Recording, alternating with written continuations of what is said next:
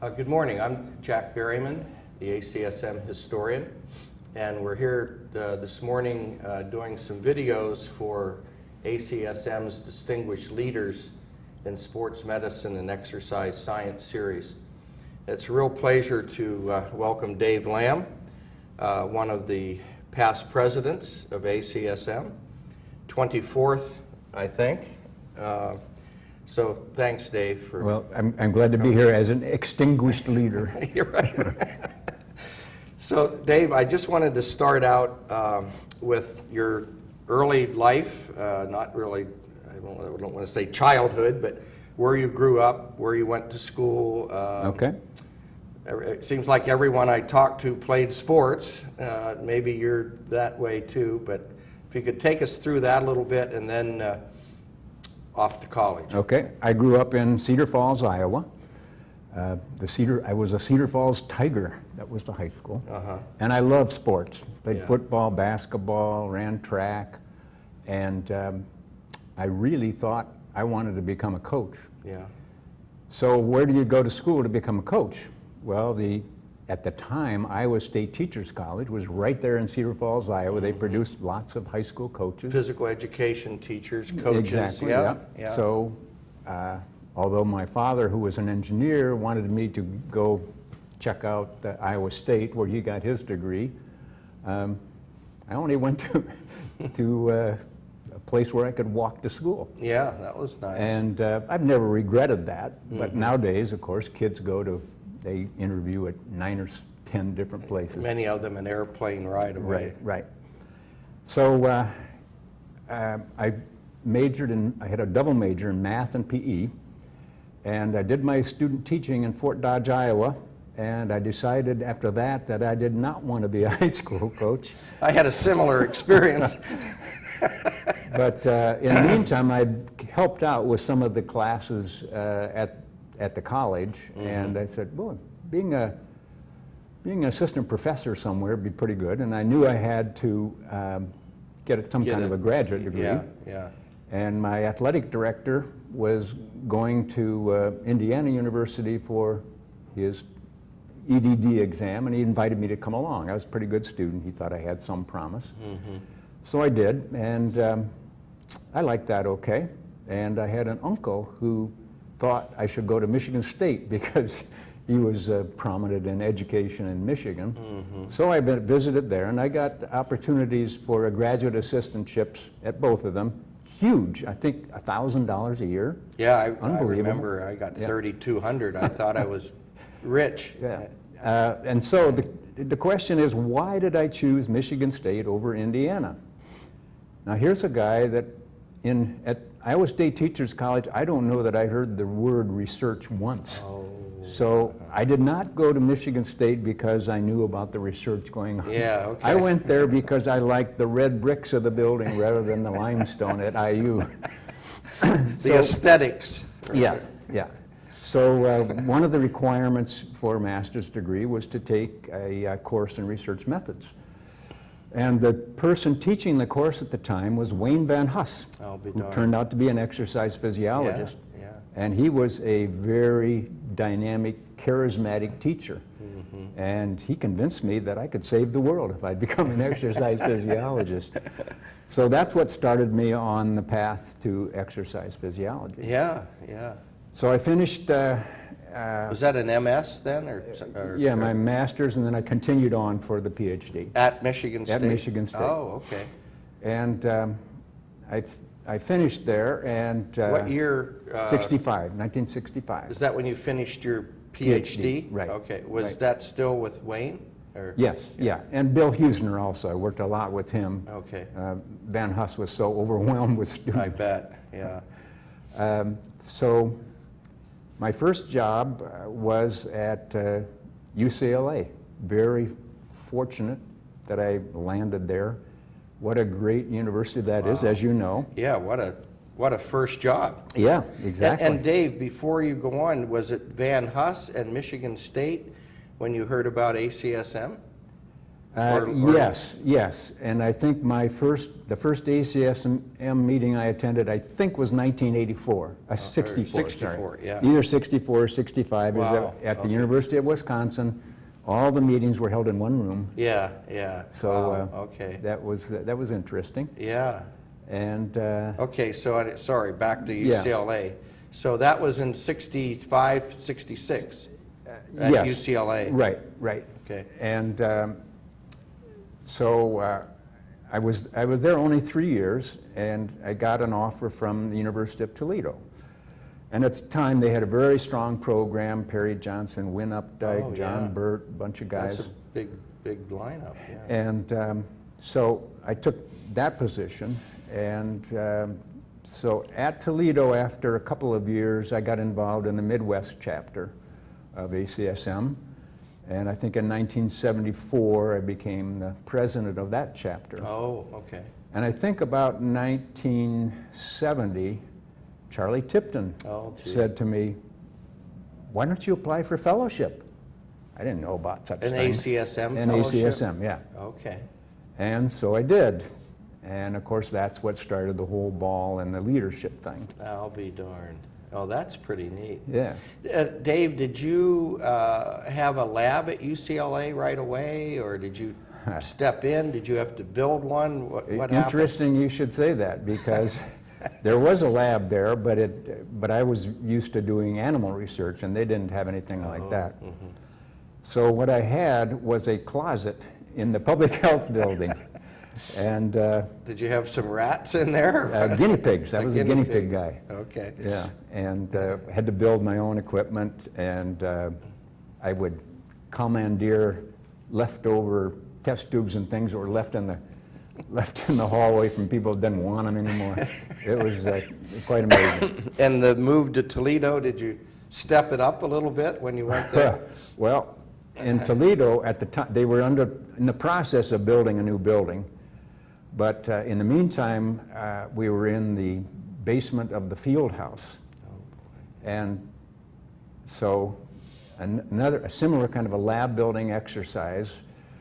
I had one student that had a little experience with plastic piping, so he did some plastic piping, and another student had some experience with hanging doors. And again, we captured a lot of cupboards and desks from the pharmacology department that was renovating.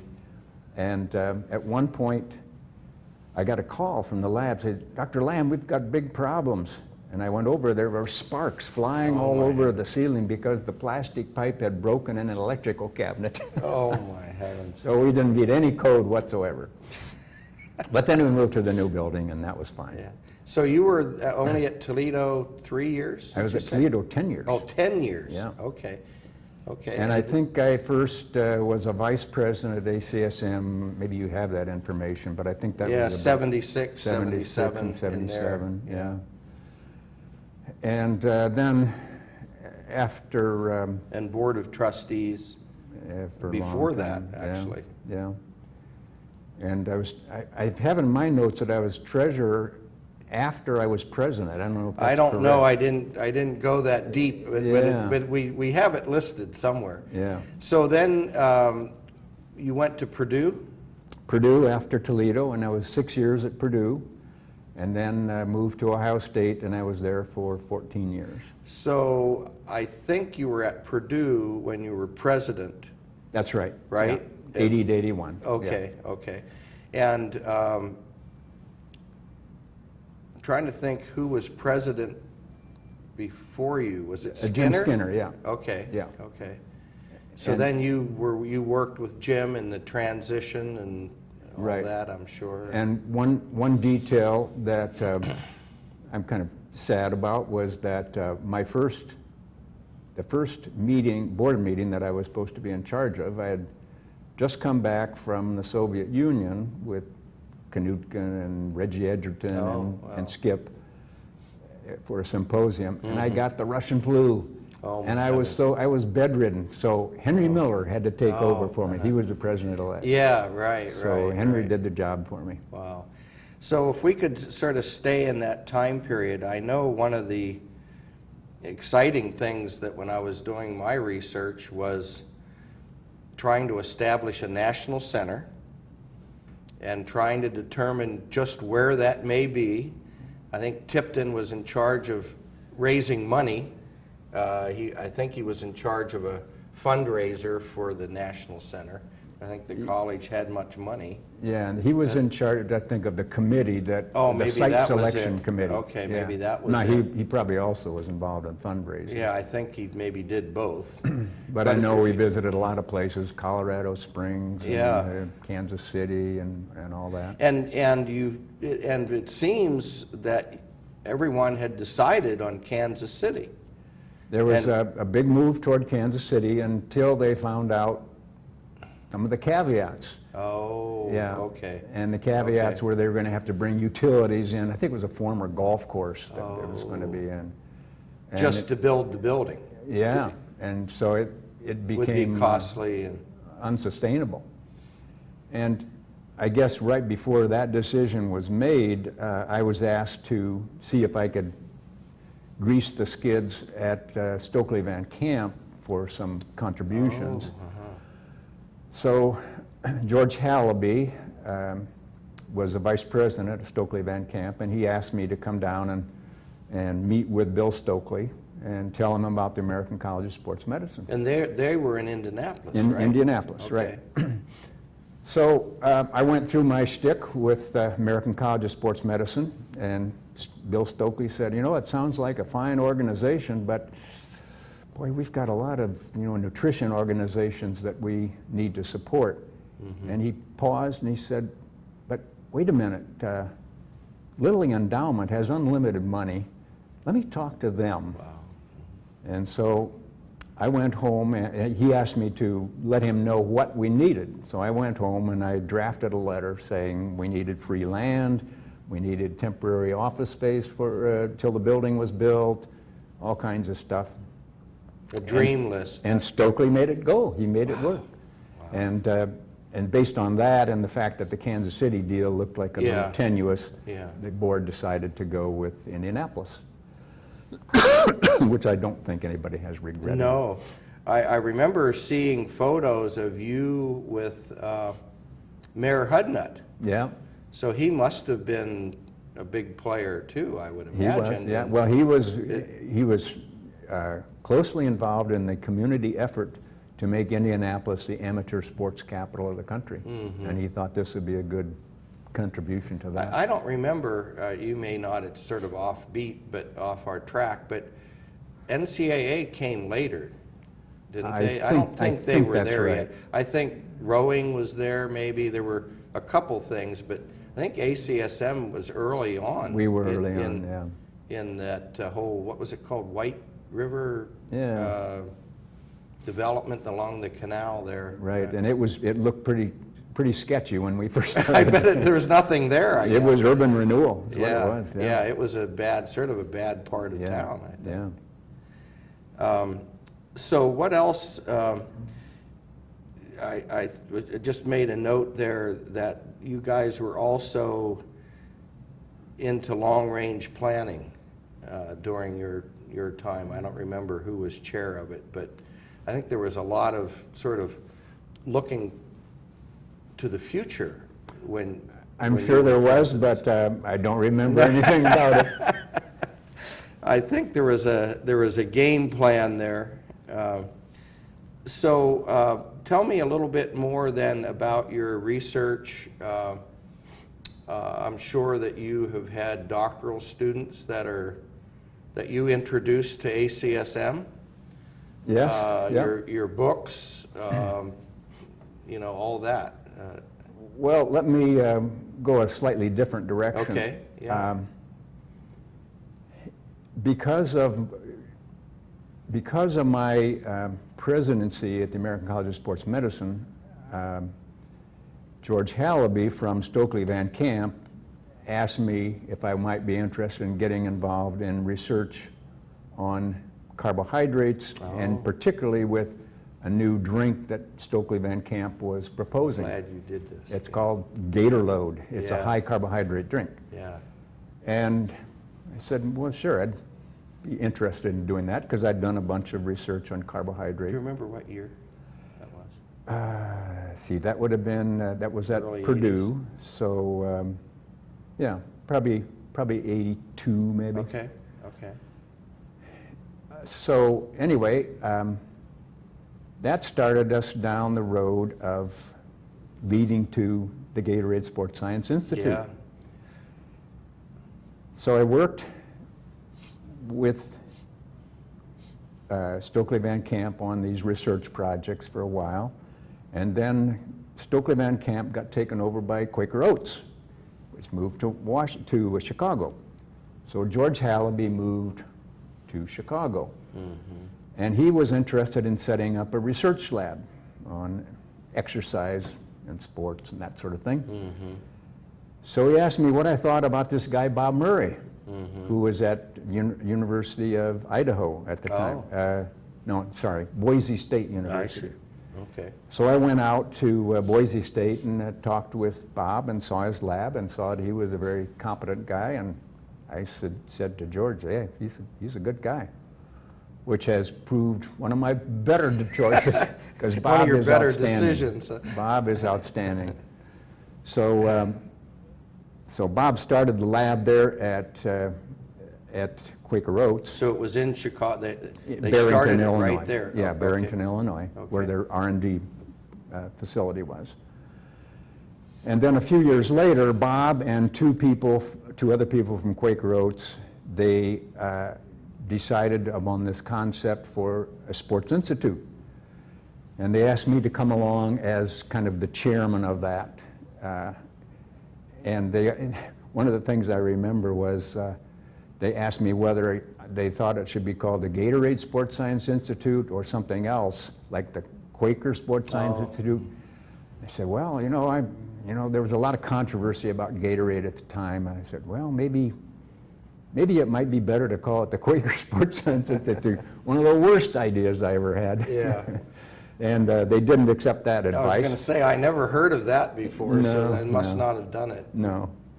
Well, I remember, Dave, early on, all those wonderful research I don't know whether you call them newsletters or Well, you're talking about the Sports Science Exchange. Yes, that was fantastic. Yeah, and also we had a series of books from conferences. There were 12 books that came out of that affiliation. And it was just a wonderful experience. And Yeah. for me personally, I got to do a lot of traveling, meeting a lot of people. It was a lot of work, but it was well worth it. So I attribute my involvement in ACSM to a lot of my success I had in my career, because it led to so many things. All the connections. Yeah, and exactly people so. and- Yeah, and of course, one of the things I always liked about that leadership role was that all the people were smart, funny, and self-effacing. Nobody took themselves seriously. So That it was helps. just a wonderful association. Yeah. Well, we're quickly running out of time, Dave. And again, someone that's been in the group since 1965 or thereabout. I just wondered if you had any reflections, any comments sort of on the big picture of, where the college is now versus where it was before. And Well, obviously it is huge now. yeah, right. It's, for my personal interest, it's kind of gone more into the practical sports activity that means a little less to me than the science part And of it. some public policy and things exactly, like that. yeah. I know the moves to keep the basic science, Yeah, and I think this year was a good example. and the commercial aspect of the marketing is a little overwhelming for me. Yeah, But I guess they need that for as huge it is now. yeah.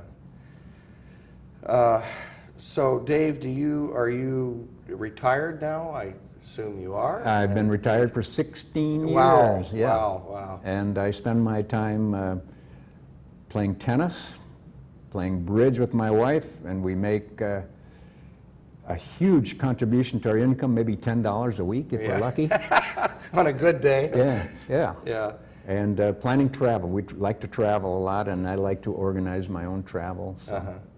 And you probably still have kept your friendship with a lot of ACSM acquaintances over the years, too. I have, and of course it's sad that Jack Wilmore's passing, because Jack Yes. and Tipton and I would meet monthly for breakfast Yeah, in yeah. Tucson. So Yeah. that's sad. Yeah. All right, Dave. Well, thanks so much. Thanks for allowing me the time to say a few words. Yeah, that was fun. I appreciate it, and you answered some of my questions about the Kansas City, Indianapolis thing. Yeah, That was obviously a big move. it was. It's, Yeah, and it's been a great spot, really. Yeah. Well, thanks again, Dave. You're welcome. Appreciate it.